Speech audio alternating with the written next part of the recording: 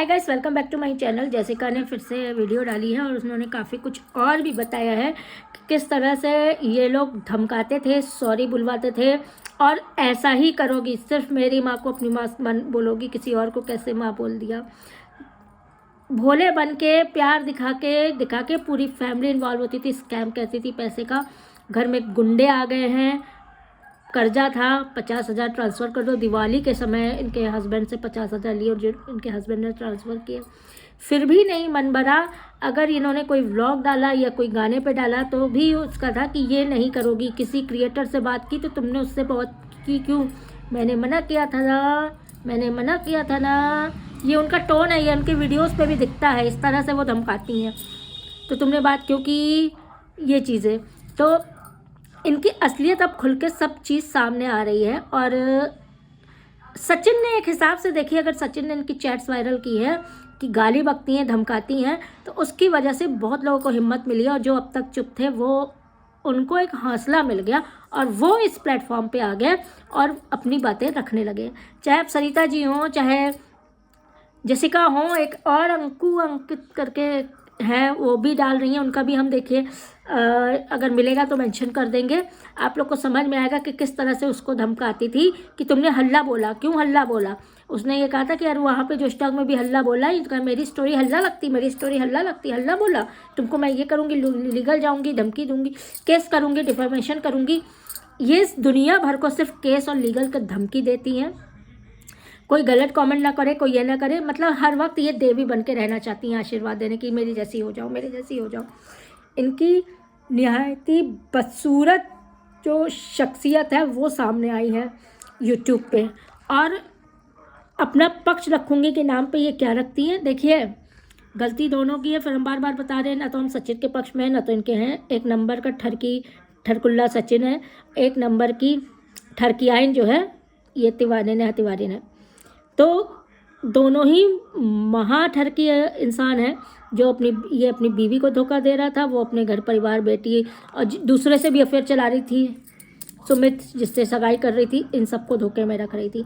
अब जब इनकी जालसाजी सब सामने आई है, उसके बाद भी सुमित महल का जो वीडियो आया उस पर कहीं से ये नहीं लगता है कि वो पीछे हटेगा। उसको नेम फेम चाहिए, पैसा चाहिए। वो जो उनका दोस्त बैठ के बोल रहा था ना, ये क्या काम करते हैं बाद में कभी बताएंगे।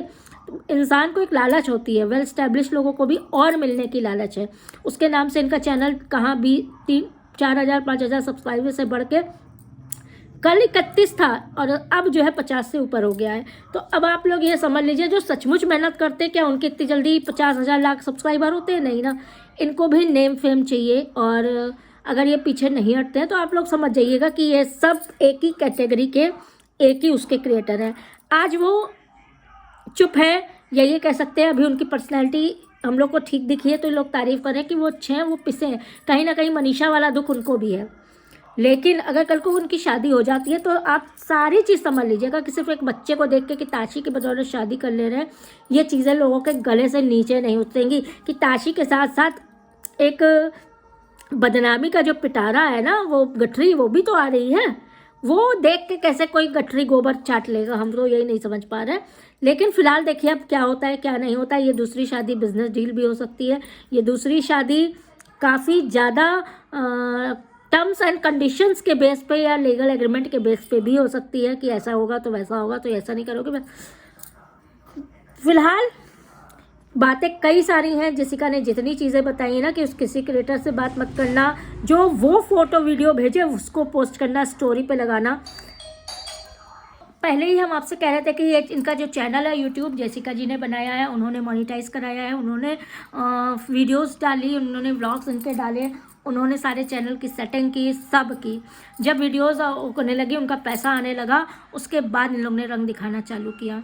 इस पूरी फैमिली ने, बहुत ही नीच घटिया वैसे फैमिली है, ये चीज़ सामने सब आ रही है। 1% भी किसी को भी शर्म नाम की चीज़ नहीं है।